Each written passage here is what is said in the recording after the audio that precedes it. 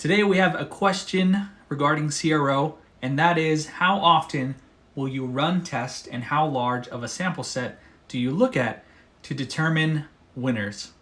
So in general, I say that we're always trying to run a test, because when you're running a test, you are gathering learnings, you're gathering data. So that's really like the value of a test, right? Is to get a learning from it. But as far as like free tools like Google Optimize, you only have 5 tests that you can run at any one time with Google Optimize.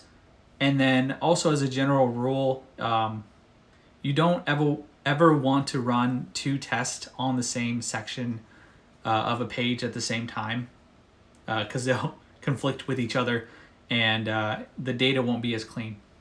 And then for the sample set, in general, you want to see at least 100 conversions or 100 sessions and or 100 sessions per variant. And so this can be hard to do for most small businesses, I think. And so it's important, like if your website doesn't get a lot of traffic, to only do like 1 variation at a time and split testing that way. But what you can do is you can still use like Sig calculators.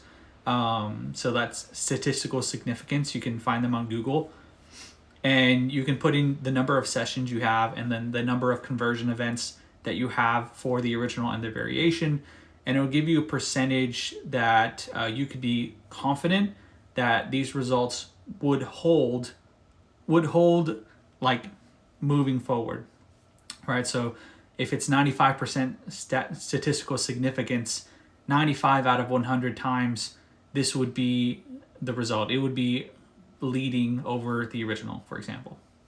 So like StatSig is super important if you're making big changes to your website and you really want to get enough sessions and enough conversion events for each variation and reach StatSig if you're making a big change, right?